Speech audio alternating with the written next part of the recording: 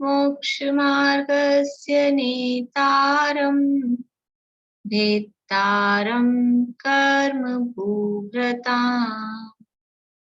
ज्ञातारं विश्वतत्त्वानां वन्दे तद्गुणलब्धये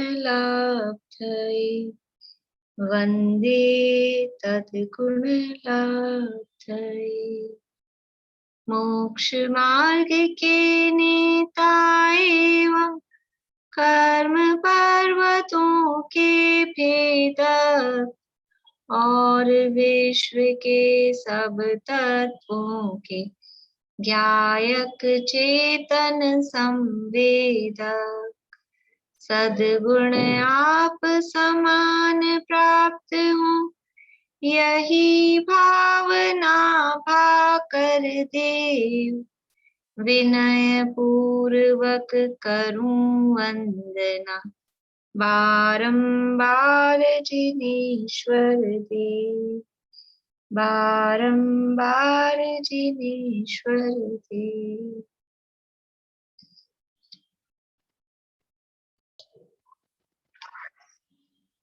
अपने को गुणस्थानों की चर्चा करनी है। कल हमने थोड़ा शुरू किया था विषय। गुणस्थान किसे कहते हैं? गुणस्थान है जीव की अवस्था। मोह और आप लोग कोई शंका हो तो ही हैंड रेज करें। पूछना है कुछ ईशा? बोलिए। एक तो हीना दिक्क का क्या मतलब होता है भाभी? हीना दिक्क का मतलब है वो फ्लैक्चुएशन, कभी कम कुछ ज्यादा, जो भी परिणाम जो हो रहे हैं ना, बढ़ते घटते परिणाम, वो हीना दिक्क। जो हमने देखा ना गुणस्थानों में ऊपर चढ़ रहे हैं फिर नीचे गिर रहे हैं, तो ये कम हो रहा है, कभी परिणाम ऊंचे चढ़ रहे हैं कभी परिणाम नीचे गिर रहे हैं, ये हीनादिक अवस्था हो रही है। और एक कल आपने बताया कि अनादि मिथ्या दृष्टि हमेशा से मिथ्यात्व के रूप में ऊपर नीचे, जो आपने कल वो समझाया था टेबल में, अनादि मिथ्या दृष्टि मिथ्यात्व और मोहिनीय कर्म के रूप में दर्शन मोहिनीय कर्म उसको हमेशा बंधा रहता है, मिथ्या दृष्टि ही रहता है वो। तो फिर आपने हमेशा पहले हमेशा रहता है ऐसा नहीं, अनादि काल से आज तक मिथ्या दृष्टि है। फिर छूट सकता है वो? हाँ, मतलब अनादि काल से लेके अनादि मतलब पीछे जाओ पास्ट में, तो जितना पास्ट है तो जाते जाओ, जितना भी पास्ट है उसको बोलते हैं अनादि। अनादि काल से लेके आज तक वो मिथ्या दृष्टि है, कभी भी उसने सम्यक दर्शन प्राप्त नहीं किया, तो वो कहलाता है अनादि मिथ्या दृष्टि। अब आज की तारीख में वो यदि सम्यक दर्शन प्राप्त कर लेगा तो अब सम्यक दृष्टि हो जाएगा, फिर थोड़ी ना उसको मिथ्या दृष्टि कहेंगे, फिर तो सम्यक दृष्टि हो गया। लेकिन अभी तक कभी जैसे एक बार भी जिसने वो काम नहीं किया, तो जिसने एक बार भी सम्यक दर्शन का काम नहीं किया उसको कहेंगे अनादि मिथ्या दृष्टि। फिर इसके 3 टुकड़े करे, जिसको पहली बार मिथ्या सम्यक दर्शन होगा उसके आपने 3 भाग करके बताया, मिथ्यात्, सम्यक मिथ्यात् और सम्यक्त। हाँ, सम्यक्त, तो इसके अंदर तीनों भागों में सम्यक दर्शन कौन से वाले पार्ट में आएगा फिर? सम्यक दर्शन होता है जो सम्यक, तो जो पाठ हुआ ना सम्यक तो जो प्रकट, पार्ट है। उसका उदय होता है तो शायोपशमिक सम्यक होता है, अच्छा, उसका उदय होने पर शायोपशमिक सम्यक होता है। ठीक है। ठीक, देखिए मोह और योग के निमित्त से जीव के श्रद्धा और चारित्र गुण की होने वाली जो तारतम्य रूप अवस्थाएं हैं, हीनादिक अवस्थाएं हैं, उन्हें गुणस्थान कहते हैं। ये गुणस्थान ना तो कोई द्रव्य है ना कोई गुण है, ये जीव की पर्याय है और श्रद्धा और चारित्र गुण की पर्याय है। श्रद्धा में और चारित्र में ऐसा फ्लैक्चुएशन होता रहता है, चढ़ना उतरना, उसमें मतलब परिणामों में, जीव के भावों में इस तरह की विशुद्धता और विशुद्धता की कमी, तो ये जो परिणाम होते हैं उसको बोलते हैं हीनादिक, तारतम्य रूप जो परिणाम है, और वो तारतम्य रूप जो अवस्थाएं हैं उन्हीं को गुणस्थान कहते हैं। गुणस्थान 14 होते हैं। किसी ने याद किए हैं कल से आज तक में? जिनको पहले के याद है वो तो ठीक है, मुझे आइडिया भी है किनको याद है। जिनको याद नहीं थे और उन्होंने कोशिश की हो, बोलिए निशी जी।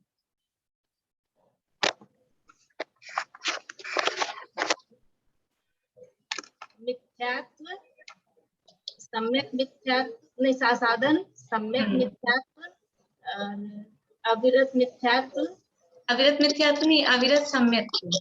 अविरत सम्यक, फिर हो गया देश विरत, प्रमत विरत, अप्रमत विरत,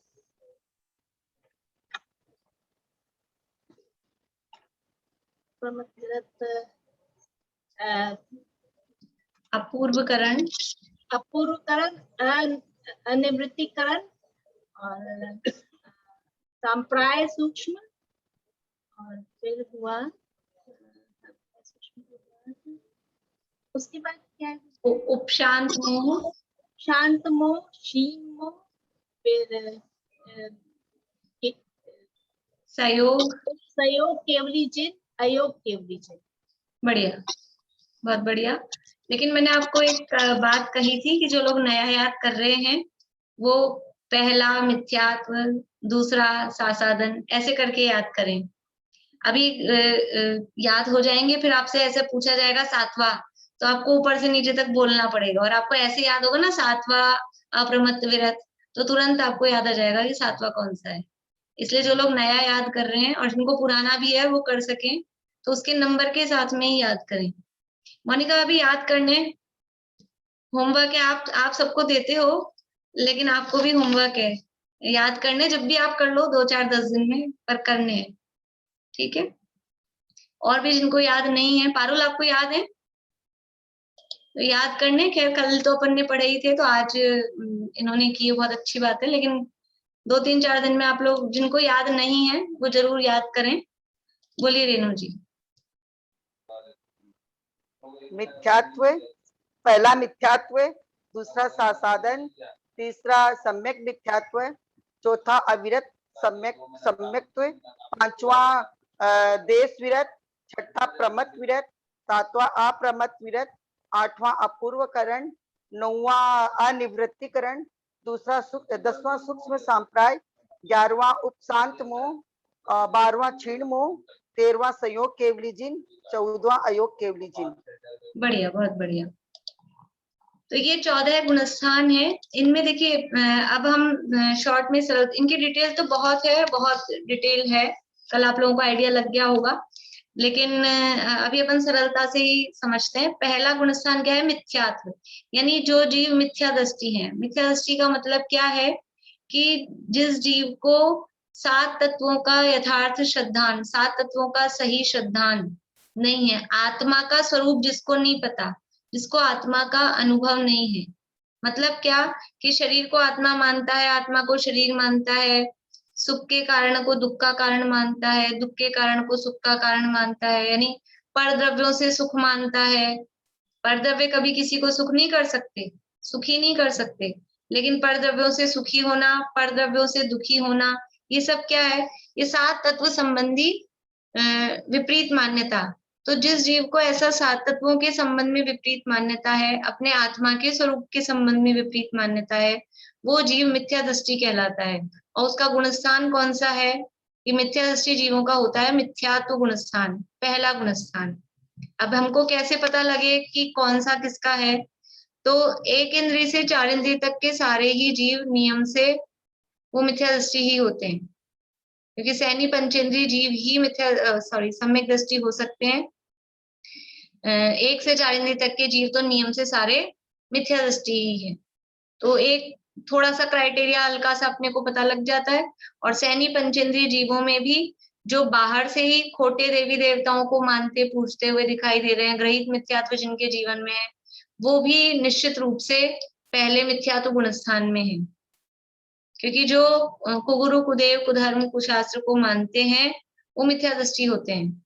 तो सम्यक दर्शन के लिए सबसे पहले सच्चे देवशास्त्र गुरु का श्रद्धान वो तो होना चाहिए। तो अगर बाहर से 1 से 4 इंद्रिय दिख रहे हैं तो मिथ्या दृष्टि है, और बाहर से अगर कुदेव आदि को मानते हुए दिख रहे हैं तो मिथ्या दृष्टि है।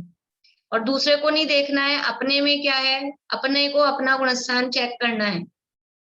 तो अभी ये सब पढ़ के अपने को अपना गुणस्थान देखना है कि हम, वो कल कह रहे थे हम तो है ही नहीं गुणस्थान में, तो ये भी देखना है कि हम हैं कि नहीं है, अगर है तो किस में है, वो चीज अपने को देखनी है। बाकी कौन किस गुणस्थान में है उसकी वो जाने।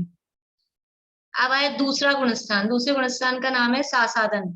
सासादन का अर्थ होता है स प्लस आसादन। स यानी सहित, आसादन यानी विराधना। जो जीव सम्यक की विराधना से सहित है, यानी जिसने सम्यक की विराधना कर दी है, यानी जो सम्यक्त से छूट गया है, जिसका सम्यक्त छूट गया है, ऐसा जीव वो सासादन सम्यक दृष्टि या सासादन सम्यक्त गुणस्थान वाला कहलाता है।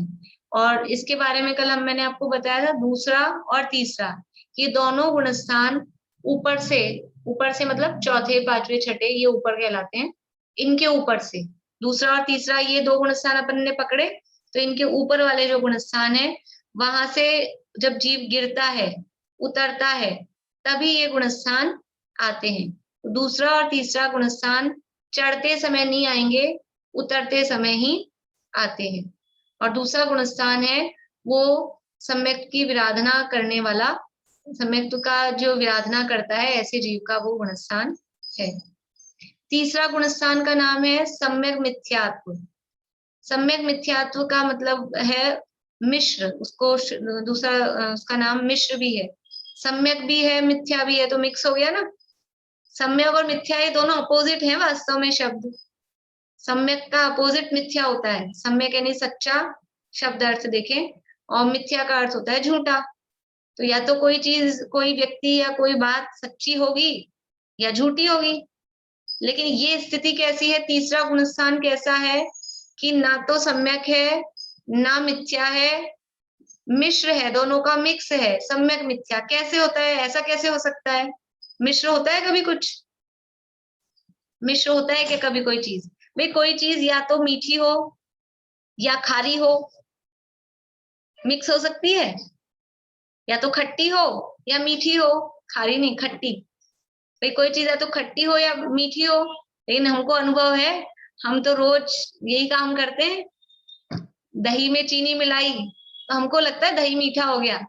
दही का नेचर ही खटास है, उसमें हमने चीनी मिलाई तो वो खट मिठा स्वाद होता है। शिकंजी बनाई, चीनी भी डाली, नींबू भी डाला, अब वो स्वाद जो आएगा वो कौन सा होता है?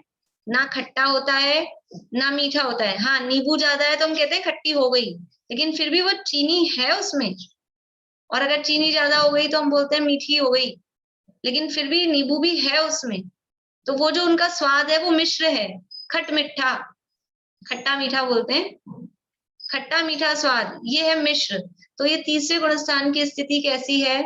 ना तो सम्यक्त्व है ना मिथ्यात्व है, ऐसे बीच की स्थिति है, उसका नाम है सम्यक मिथ्यात्व। गुणस्थान का नाम भी सम्यक मिथ्यात्व है और उस स्थिति का नाम भी मिश्र स्थिति है। सम्यक मिथ्यात्व नाम की स्थिति वो मिश्र गुणस्थान है। ये भी कब आएगा कि जब सम्यक दर्शन से गिरेंगे ऊपर के गुणस्थानों से, तभी ऐसी स्थिति बनती है कि ना सम्यक्त्व है ना मिथ्यात्व है, बीच की स्थिति कोई मिश्र स्थिति है।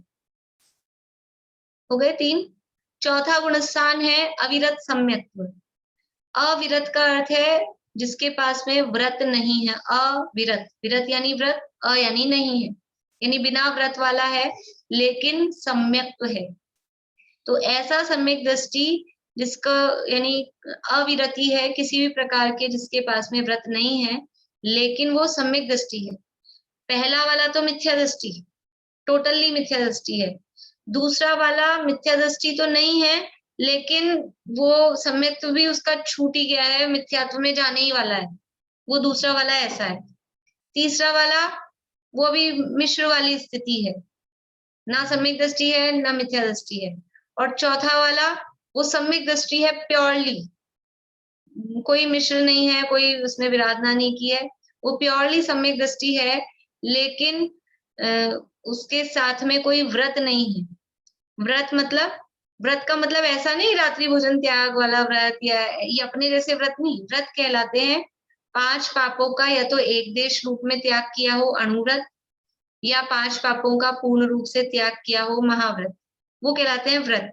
ये जो हम लोग लेते हैं ना एक आसन वाला व्रत, आज मेरा व्रत है, वो व्रत का अर्थ नहीं है यहाँ पे।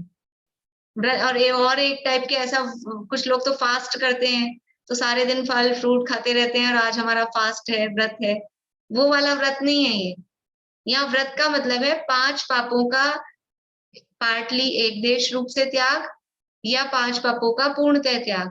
तो जो चौथे गुण स्थान वाला है वो अविरत सम्यक दृष्टि है, कि सम्यक दृष्टि तो है लेकिन ना तो उसने आंशिक रूप से त्याग किया है, अब आंशिक ही नहीं किया तो पूर्ण रूप से भी त्याग उसके नहीं है। पापों का इस रूप में नियम रूप से प्रतिज्ञा रूप से उसके त्याग नहीं है।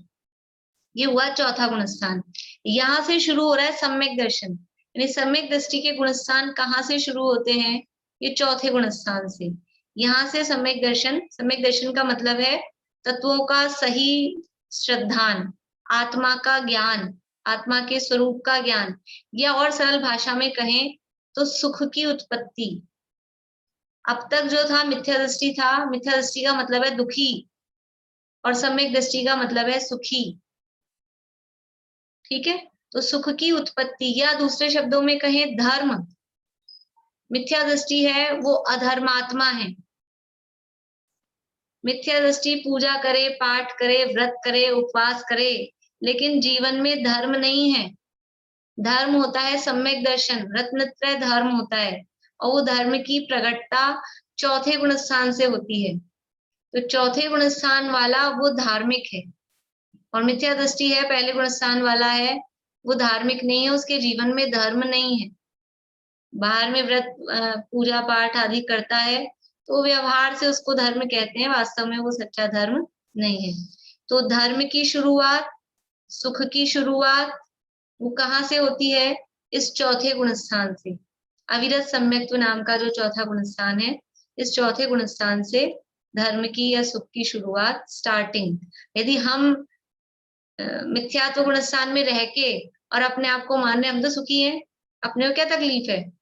नौकर लग रहे हैं, चाकर लग रहे हैं, इशारे पे काम होता है, बटन भी नहीं दबाना पड़ता और सब काम हो जाते हैं, हाजिर रहते हैं, हम तो पूरे सुखी हैं।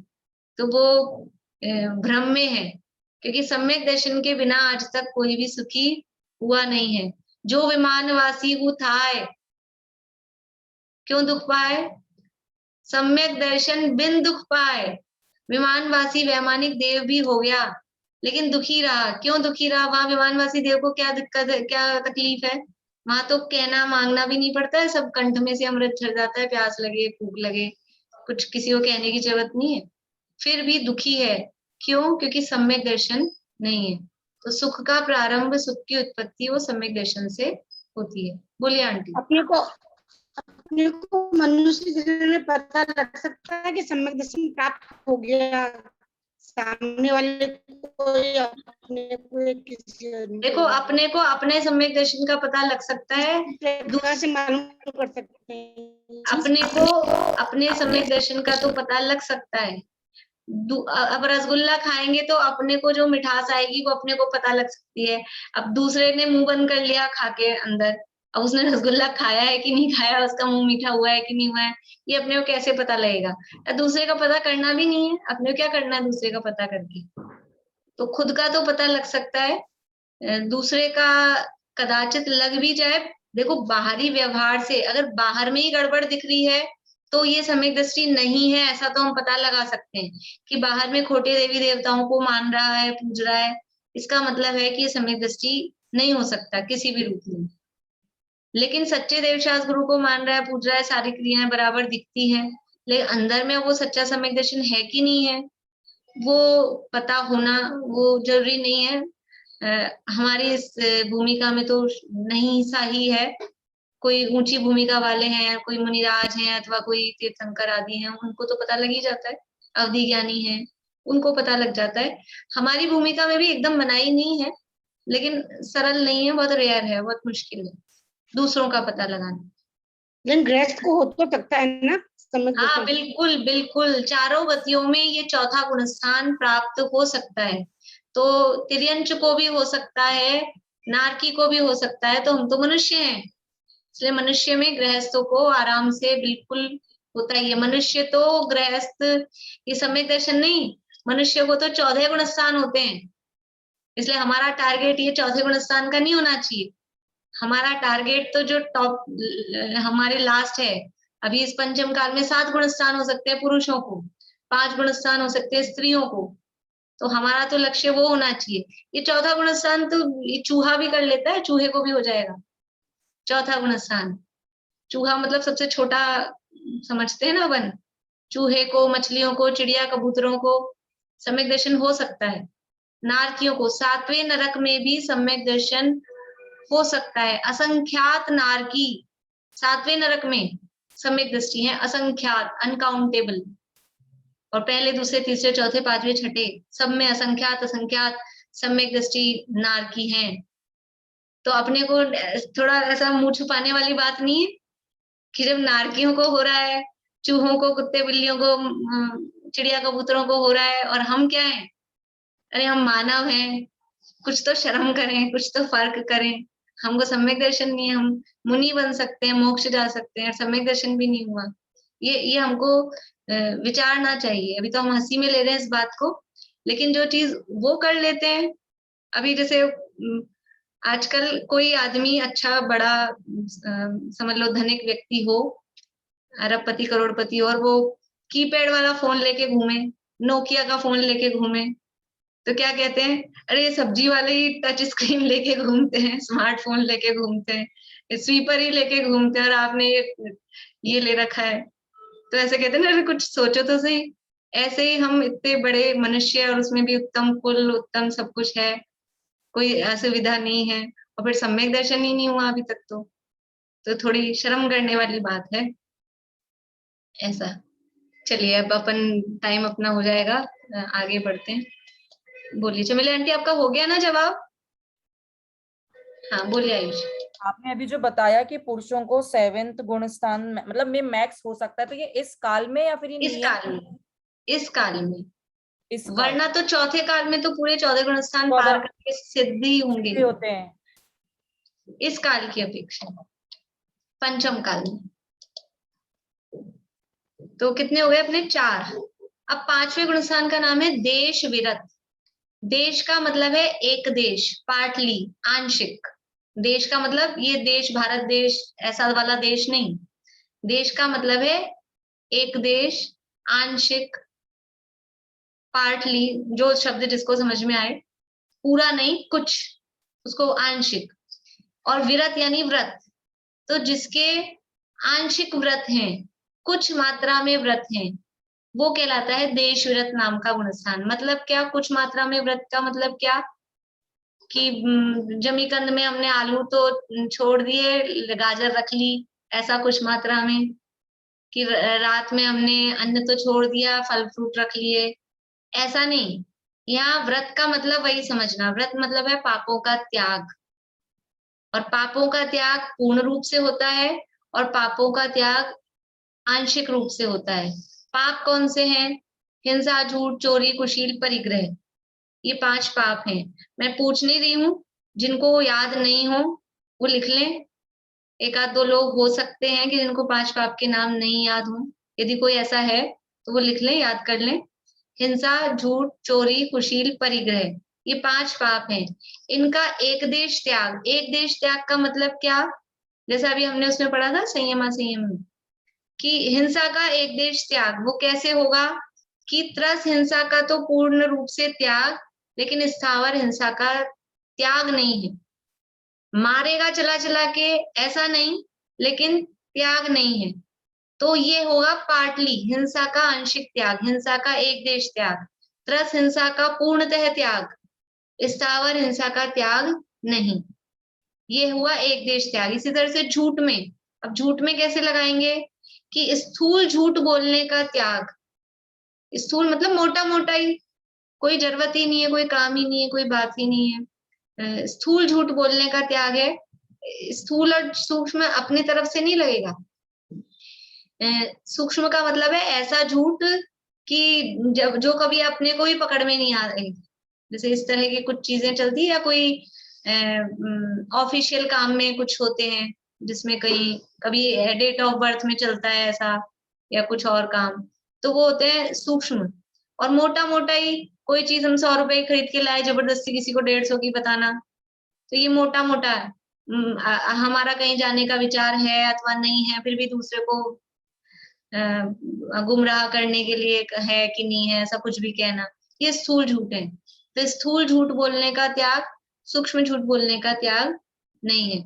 ऐसे ही स्थूल चोरी करने का त्याग कि किसी की पड़ी हुई चीज यूं क्यों उठाई ली, ऐसा मोटी चोरी नहीं करेंगे, लेकिन टैक्स वगैरह में ऐसे सूक्ष्म रूप से कहीं होती है तो उसका त्यागी नहीं है। इस तरह से ही ब्रह्मचर्य में, कुशील में, उसमें कैसे होगा कि अपनी शादी करने का त्यागी नहीं है, तो अपनी पत्नी के साथ विषय सेवन, अपने पति के साथ विषय सेवन कर सकता है, ये हुआ, लेकिन किसी के भी साथ कोई मर्यादा ही नहीं है। यदि ये व्रत नहीं होते ना तो कहीं भी कुछ भी दिमाग जाता है। और आजकल का तो जमाना ही ऐसा है, यानी कोई अनमैरिड है कि मैरिड है, सीरियल भी इसी तरह के आते हैं, उसमें तो यही दिखाते हैं, इसको छोड़ के उसके साथ, उसको छोड़ के उसके साथ, इसके साथ रहते हुए भी उसके साथ, इस तरह का जो कुशील सेवन दिखाते हैं। तो ऐसा ना हो तो उसके लिए ये ब्रह्मचर्य अणुव्रत, कि अपनी पत्नी को अथवा अपने पति को छोड़कर अन्य किसी को भी उस दृष्टि से नहीं देखना, वो जो परिणाम है उस दृष्टि से नहीं देखना, ये ब्रह्मचर्य अणुव्रत कुशील सेवन का ये आंशिक त्याग है। और पूर्णतः त्याग क्या होगा कि शादी ही नहीं करना या अपनी पत्नी को भी पूर्ण रूप से त्याग देना, उसके साथ भी विषय सेवन नहीं करना, वो पूर्णतः त्याग होता है। फिर क्या है? परिग्रह। परिग्रह का आंशिक त्याग, कि इतना इतना लिमिटेशन हमने रखी है, इतने कपड़ों की, इतने जमीन जायदाद, जो जो भी चीजें हैं, तो वो कुछ रखा है बाकी छोड़ा है, तो ये सब आंशिक त्याग कहलाते हैं। तो ये देश व्रत में इस तरह से 5 पापों का आंशिक त्याग किया जाता है, पूर्ण रूप से त्याग नहीं किया जाता है। तो ऐसी जो स्थिति है ये पंचम गुणस्थान कहलाता है, 5वां गुणस्थान देश व्रत। और इसमें 11 इसके पार्ट्स होते हैं, 11 प्रतिमाएं उसको कहा जाता है। इस 5वें गुणस्थान में विशुद्धि के लेवल, एक्चुअल में तो हर गुणस्थान में ऐसे विशुद्धि के अलग अलग लेवल होते हैं। गुणस्थान तो एक कहा है, लेकिन उसके विशुद्धता के लेवल अलग अलग होते हैं, पर उनमें सब में भेद नहीं किए। पर यहाँ 5वें गुणस्थान में विशुद्धता का मतलब है उनके परिणामों की उज्ज्वलता। तो परिणामों की उज्ज्वलता के आधार पे उनके लेवल बनाए हैं। तो पहली प्रतिमा, नाम आपने सुने होंगे, कुछ लोगों ने, प्रतिमाधारी होते हैं, इन्होंने 1 प्रतिमा ले ली, इन्होंने 7 प्रतिमा ले ली, इन्होंने 5 प्रतिमा ले ली। तो वो प्रतिमा ले ली का मतलब भगवान की मूर्तियां खरीद लाए, वो प्रतिमा नहीं। प्रतिमा का मतलब है कुछ नियम, कुछ व्रत, प्रतिज्ञा का को यहाँ प्रतिमा कहा है। कुछ विशेष प्रकार की प्रतिज्ञाएं ली हैं। गुणस्थान वही है, 5वां गुणस्थान, लेकिन उस 5वें गुणस्थान में ही कुछ विशेष विशेष और प्रतिज्ञाएं लेके उसके लेवल बनाए गए हैं। उन लेवल्स को 11 प्रतिमाएं कहते हैं। इसको और अपन मतलब इसमें क्या है कि थोड़ा सा इनमें अपन देखते हैं कि चौथा, 5वां, देखो पहला जो गुणस्थान है मिथ्यात्व, पहले गुणस्थान में मिथ्यात्व का उदय है। और सारी कषायों का मतलब अनंतानुबंधी, अप्रत्यख्यानावरण, प्रत्याख्यानावरण, संचुलन, 4 कषाय हैं। तो अनंतानुबंधी का उदय कहा जाता है। तो अनंतानुबंधी जब है तो पीछे की 3 भी है ही है, लेकिन उदय ऐसे बोलते हैं अनंतानुबंधी का है, फिर वो तो उनको कहते नहीं। जब बड़ी का है तो फिर छोटे से शादी का कार्ड लिखना है, किसी को इनविटेशन देना है अपने को, तो बड़ों का नाम लिख दिया उसमें जो भी है, श्रीमान ये चंद जी नाम लिख दिया, एंड फैमिली वो लिख दिया। फिर एक एक बच्चे का भी नाम लिखते हैं, ये भी आना, ये भी आना, 5-7। ईशा को कार्ड देना हो तो मम्मी जी का नाम लिख देंगे, विशाल भैया का नाम लिख देंगे, और फिर कैरव भी आना और वो छोटा वाला भी आना। ऐसा उस कार्ड में थोड़ी ना लिखते हैं, नाम में थोड़ी ना लिखते हैं। तो ऐसे ही जब अनंतानुबंधी कह दिया, तो अनंतानुबंधी कह दिया तो उसमें अप्रत्यख्यान, प्रत्याख्यान, संचलन वो इंक्लूडेड है। तो पहले गुणस्थान में मिथ्यात्व के साथ में अनंतानुबंधी का उदय है, यानी सारी कषायों का उदय है। ठीक है। अब जब चौथे में आए तो मिथ्यात्व भी चला गया और अनंतानुबंधी भी चली गई। अब चौथे गुणस्थान में कौन सी कषाय का उदय कहलाएगा? तो अब जो बची है अप्रत्यख्यानावरण कषाय का उदय। चौथा गुणस्थान अप्रत्यख्यानावरण कषाय के उदय से होता है। ये कर्णानुयोग की भाषा है। पहला गुणस्थान मिथ्यात्व और अनंतानुबंधी के उदय से होता है। मिथ्यात्व और अनंतानुबंधी का उदय, ऐसा ही कहेंगे। पहला गुणस्थान मिथ्यात्व और अनंतानुबंधी के उदय से, ठीक है। दूसरा गुणस्थान अनंतानुबंधी के उदय से, अकेली अनंतानुबंधी के उदय से।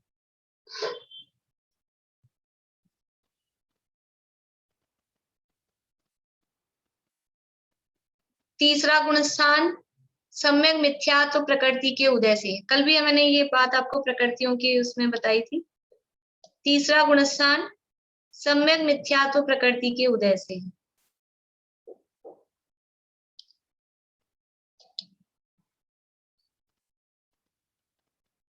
उदय समझ में आता है, उदय वर्ड का अर्थ समझ में आता है ना, उसका कर्म का उदय, उसका फल देना, ठीक। चौथा गुणस्थान है वो अप्रत्याख्यानावरण कषाय के उदय से। बोले पारुल। भाभी ये सम्यक मिथ्यात्व क्या चीज, मतलब कैसे? सम्यक मिथ्यात्व प्रकृति, दर्शन मौनी के 3 भेद हैं, मिथ्यात्व, सम्यक मिथ्यात्व और सम्यक्त्व।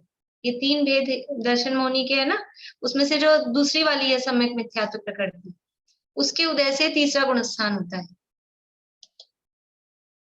भाभी तो इनके साथ भी अपन प्रकृति लगाएंगे, जो आपने कल लगाए थे। हाँ, सबके साथ प्रकृति शब्द है, पर सबके साथ तो लगाते नहीं है क्योंकि वो बड़ा हो जाता है ना, मिथ्यात्व प्रकृति, सम्यक मिथ्यात्व प्रकृति।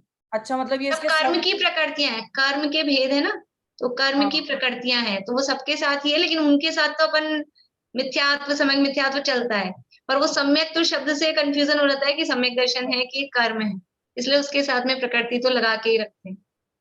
हाँ पारुल।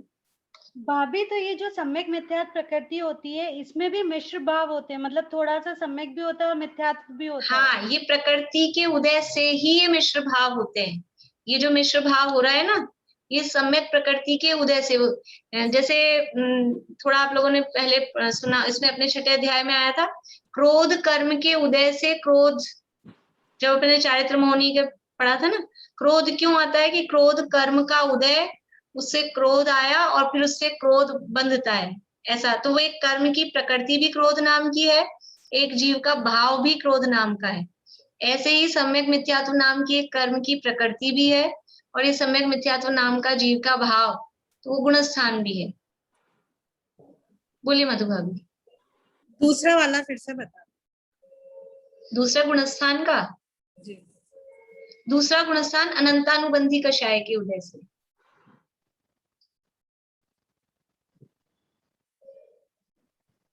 फिर से बोल देती हूँ मैं सारे। पहला मिथ्यात्व गुणस्थान, वो मिथ्यात्व और अनंतानुबंधी कषाय के उदय से। दूसरा सासाधन गुणस्थान, केवल अनंतानुबंधी कषाय के उदय से होता है, वो आप जोड़ लेना आगे, मैं शॉर्ट में बोल रही हूँ। तीसरा सम्यक मिथ्यात्व गुणस्थान, वो सम्यक मिथ्यात्व प्रकृति के उदय से। चौथा अविरत सम्यक गुणस्थान, वो अप्रत्याख्यानावरण कषाय के उदय से।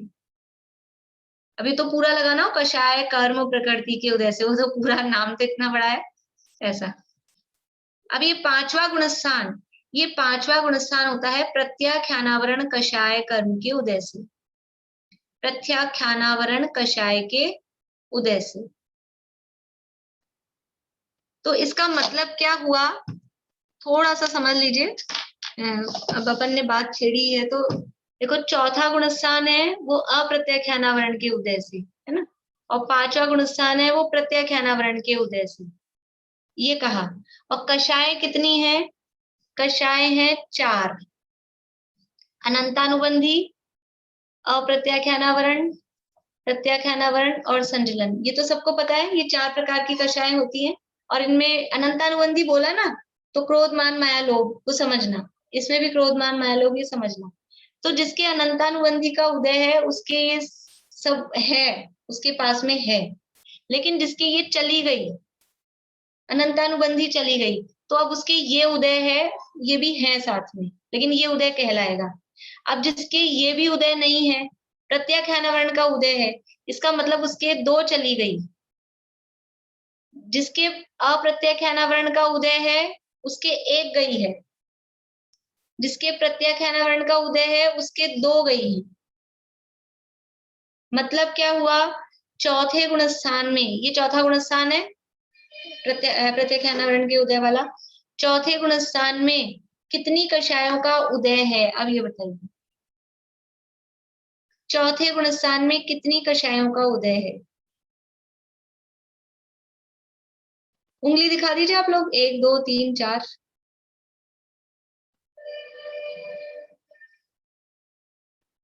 आयुषी जी, आपकी उंगलियां चाहिए, बढ़िया। 3 का उदय है चौथे गुणस्थान में। अप्रत्यय खैनावरण का उदय कहा ना, तो अप्रत्यय खैनावरण भी है, प्रत्यय खैनावरण भी है, संचलन भी है, ठीक है। और अगर अब ऐसे पूछा जाए चौथे गुणस्थान में कितनी कषाय का अभाव हो गया? बढ़िया, 1 अनंतानुबंधी का। मतलब आप लोगों को समझ में आ गया ना, ठीक है। तो अब पांचवें गुणस्थान में कितनी कषाय का अभाव हो गया? बढ़िया, 2 कषाय का अभाव हो गया। कौन कौन सी 2? अनंतानुबंधी और अप्रत्यय खैनावरण। पांचवें गुणस्थान में कितनी कषाय का उदय है? 2। कौन कौन सी 2 का उदय है? प्रत्यय खैनावरण और संचलन, ठीक है। तो इसमें अभी ये समझ में आ गया ना। अब शास्त्रों में कैसी भाषा होती है? तो पंचम गुणस्थान का मतलब क्या कि 2 कषाय चौकड़ी के अभाव पूर्वक वीतरागता जहां प्रकट हुई है, ऐसी लैंग्वेज मिलेगी। अब समझ में आ गई? 2 कषाय चौकड़ी का अभाव मतलब अनंतानुबंधी और अप्रत्यय खैन का अभाव हुआ है, इनका उदय है। चौथे गुणस्थान में 1 कषाय चौकड़ी के अभाव पूर्वक वीतरागता है, 3 कषाय चौकड़ी जितना राग उसके बाकी है। ऐसा शास्त्रों में ऐसी लैंग्वेज मिलेगी, तो ये बात समझ में आ जाएगी, तो आपको वो एकदम सरल हो जाएगी बात। निशी जी, आपको समझ में आ रहा है? समझ में आ रहा है कुछ? ये बात समझ में आई? नहीं, बहुत अच्छे से नहीं समझ आई। नहीं आई अच्छे से, कोई बात नहीं। आज या तो आप ये दोबारा सुन लेना, टाइम होता आपको, नहीं तो फिर कभी आ जाएगी। एक बार और बता देती हूँ फिर भी। पहला गुणस्थान है, उसमें चारों कषायों का उदय है। बोलते क्या है उसको? अनंतानुबंधी का उदय, मिथ्यात्व के साथ में अनंतानुबंधी का उदय। चौथे गुणस्थान में आते हैं तो अनंतानुबंधी का अभाव हो गया, 4 में से 1 चली गई, 3 बची हैं। 3 बची हैं, तो जो आगे है, आगे वाले का उदय कहलाता है। आगे कौन सी है? अप्रत्यय खैनावरण आगे खड़ी है अभी। समझ लो ऐसे लाइन से क्यू में खड़े हैं, तो क्यू में खड़े हैं तो जो सबसे फ्रंट पे है, फ्रंट वाले का उदय कहा जाता है। तो पहले गुणस्थान में मिथ्यात्व ही फ्रंट पे है वास्तव में, तो वहां मिथ्यात्व का उदय। फिर चौथे में आए तो मिथ्यात्व अनंतानुबंधी चली गई, फ्रंट पे कौन आ गया है? अप्रत्यय खैनावरण। बची है 3, लेकिन कहलाएंगे अप्रत्यय खैनावरण का उदय। पांचवे में आए तो 2 चली गई हैं, अब फ्रंट पे आ गई है प्रत्यय खैनावरण, तो प्रत्यय खैनावरण का उदय। ऐसा पांचवें गुणस्थान में, यानी पांचवे में 2 का अभाव हो गया है, 2 का उदय है। चौथे में 1 का अभाव हो गया है, 3 का उदय है।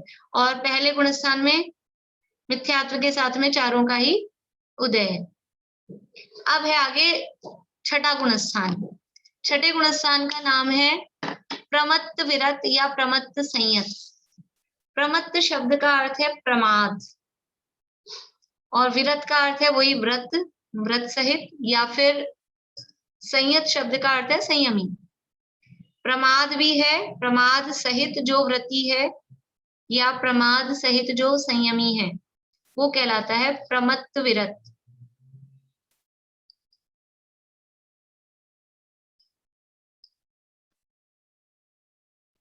अब ये प्रमाद क्या होता है? आलस। आज तो प्रमाद आ रहा है, किसको आ रहा है मैं देख लूं, नाम बोल दूं क्या किसी को आ रहा हो तो? बुरा तो नहीं मानेंगे आप लोग? दिख तो नहीं रहे कोई भी। वैसे आज वाले प्रकरण में तो प्रमाद आना नहीं चाहिए, अलर्ट रहना चाहिए। ऐसे प्रकरणों में तो नींद नहीं आती है। हाँ, लेकिन नहीं ऊपर से जा रहा हो तो नींद भी आती है, ये बात भी है। समझ नहीं आ रहा हो तो नींद भी आती है।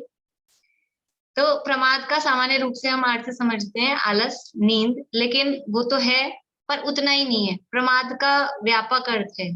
प्रमाद 15 प्रकार के होते हैं। प्रमाद 15 प्रकार के होते हैं। चलिए अब आप लोगों से पूछ लूं, थोड़ा सा मैं रेस्ट कर लूं। किसको याद है? पढ़े हुए अपन ने पहले?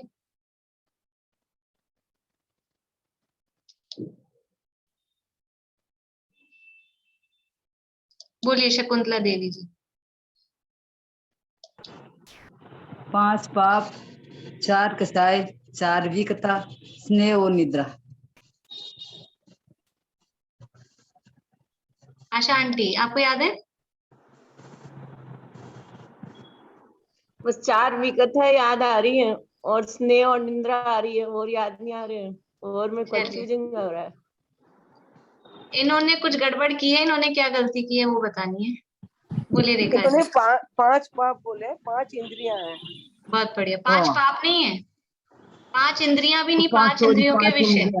5 5 इंद्रियों के इंद्रिय हाँ। और 4 कषाय, 4 4 कसाय। विकथा और निंद्रा और स्नेह। बढ़िया। देखिए 4 कषाय, प्रमाद 15 प्रकार के होते हैं। 4 कषाय, 4 विकथा, 5 इंद्रियों के विषय, या 5 इंद्रियां भी लिख सकते हैं शॉर्ट में।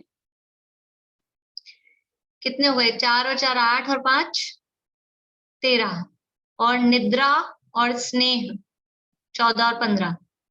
निद्रा, निद्रा नींद, और स्नेह।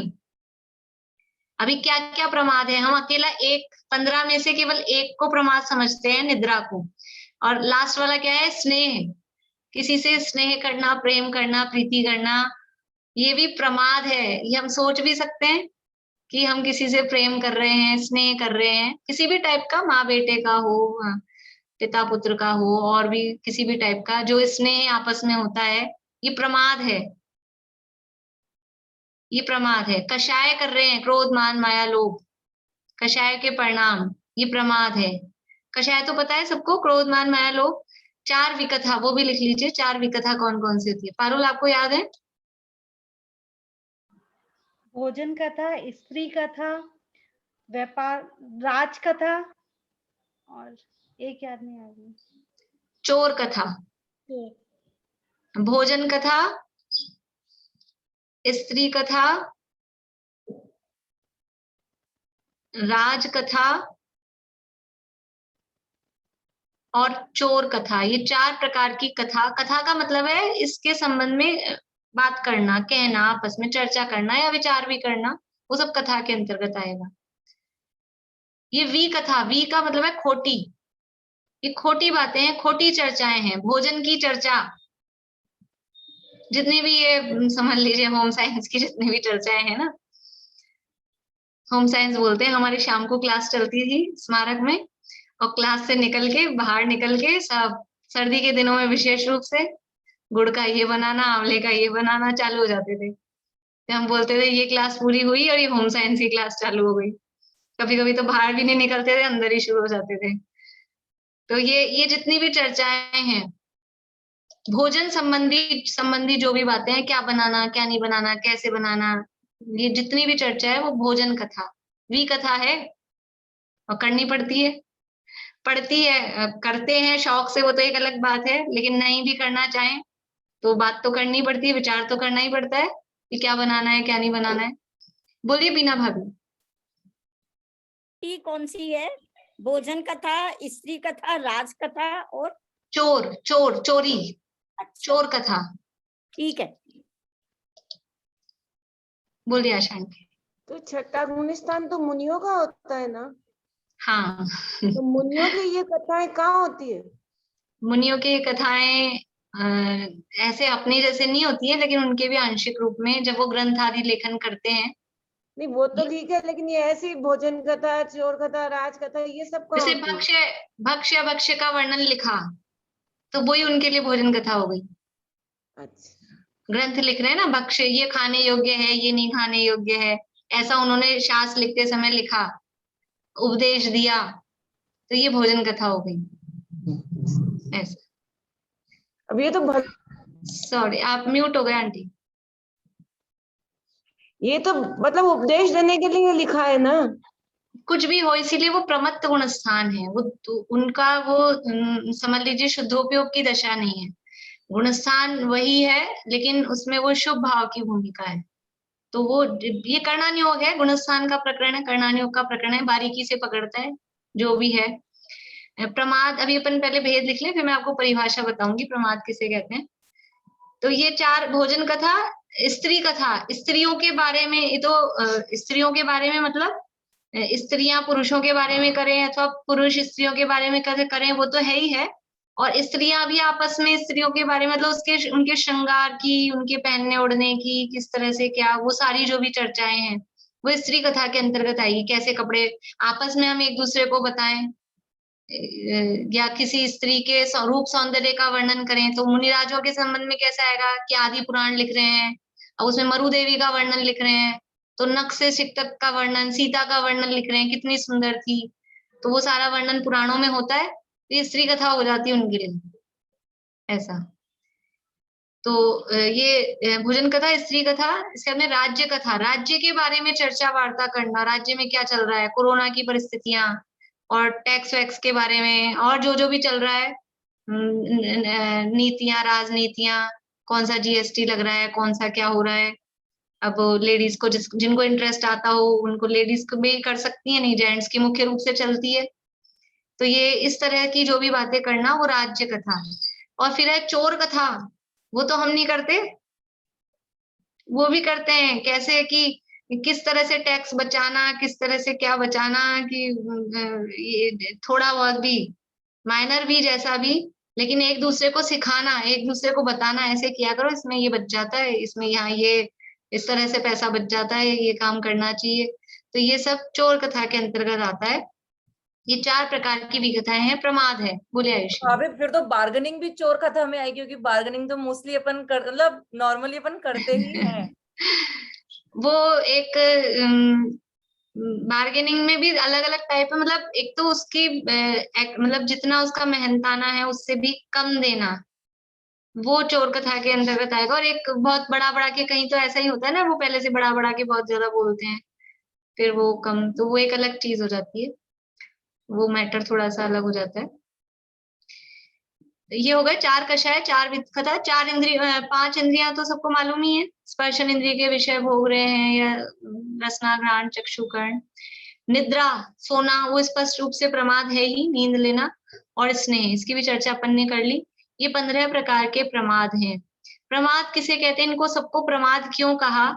प्रमाद कहते हैं कुशलेषु अनादरः प्रमाद, कुशल कार्यों में असावधानी, उसका नाम प्रमाद है।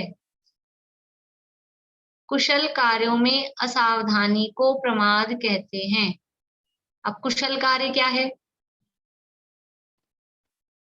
कुशल कार्य में असावधानी को प्रमाद कहते हैं। और कुशल मतलब, कुशल कार्य क्या है कि आत्म कल्याणकारी जो कार्य है वही कुशल कार्य है। तो आत्म कल्याणकारी कार्यों में असावधानी, उसका नाम प्रमाद है, उसे प्रमाद कहते हैं। तो हम सब क्या हैं, यानी प्रमत्त संयत जो गुणस्थान है ना, 6ठा गुणस्थान, उससे नीचे के सारे गुणस्थान वो प्रमत्त हैं कि अप्रमत्त हैं, वो प्रमाद सहित हैं कि प्रमाद रहित हैं। जब ये ही प्रमत्त है मुनिराज ही, तो उससे नीचे के भी सारे वो प्रमत्त सहित ही हैं। वो सारे पहला, दूसरा, तीसरा, चौथा, पांचवा, छठा, ये सब प्रमाद वाले हैं, सब में प्रमाद है।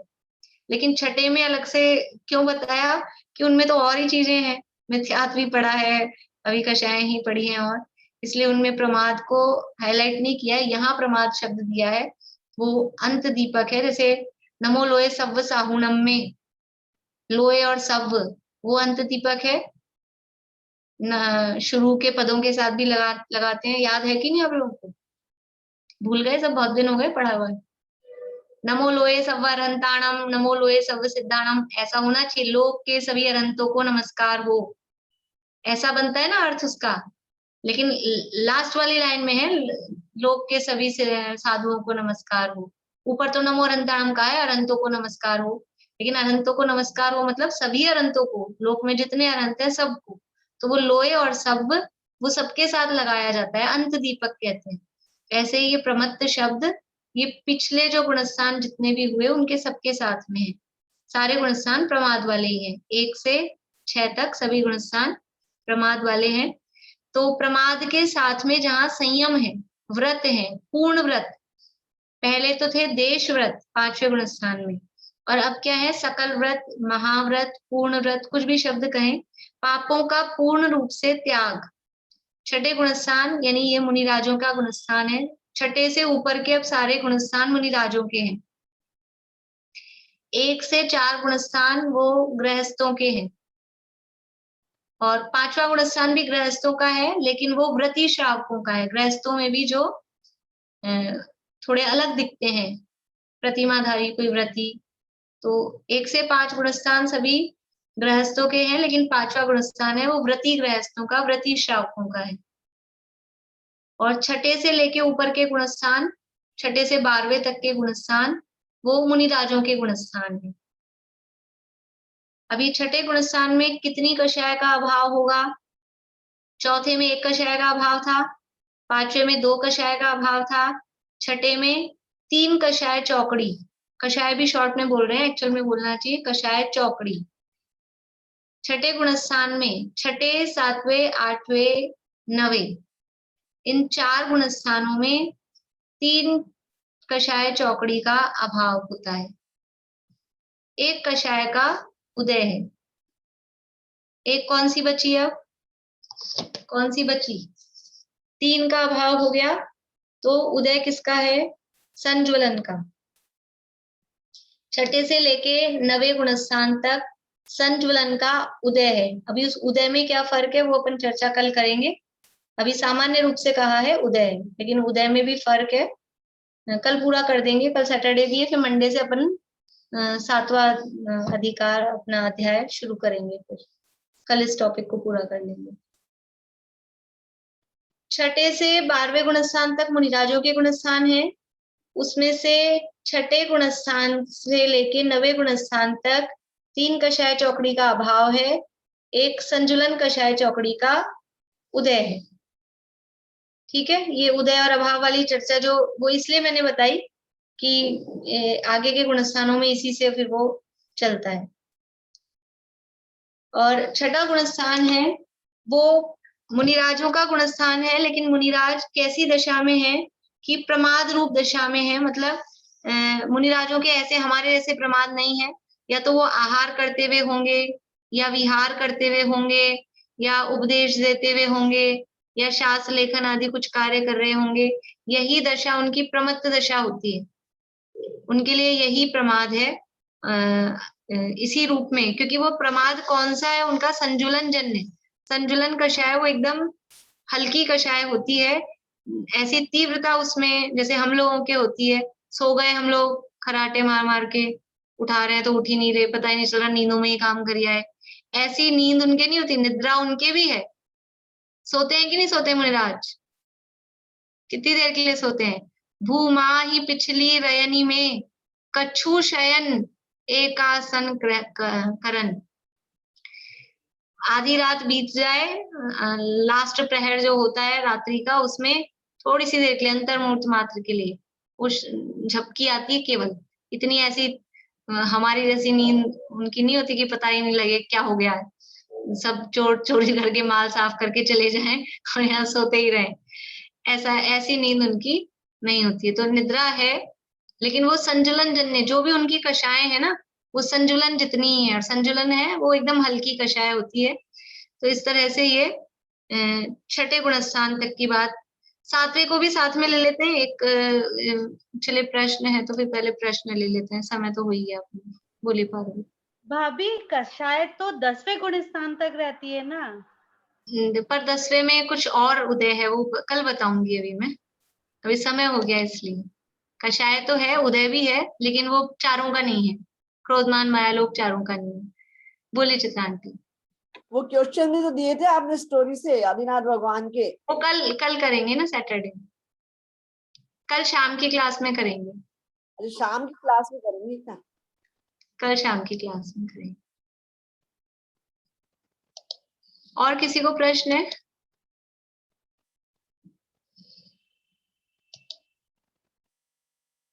देखो, कुछ जो एकदम नए लोग हैं और इनको नहीं समझ में आया हो, तो अगर आप लोगों को मतलब समझने की इच्छा हो तो एक आध बार रिकॉर्डिंग आप लोग सुने जरूर, तो वो आएगा समझ में। इतना कठिन विषय नहीं है, लेकिन ये बात जरूर है कि उसको 2-3 बार सुनना पड़ता है, तो 2-3 बार सुनेंगे तो समझ में आ जाएगा। बोलिए अंकल, बोलिए अंकल। ये पुस्तकों में प्रणय शब्द है, स्नेह और प्रणय एक ही बात है क्या? हाँ, स्नेह और प्रणय एक ही बात है। प्रणय शब्द मुझे लगा कठिन लगेगा, प्रणय का अर्थ स्नेह ही होता है। स्नेह कहें या प्रणय कहें एक ही बात है।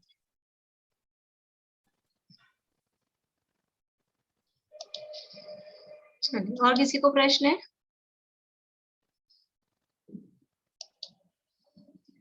जिनवाणी स्तुति करते हैं।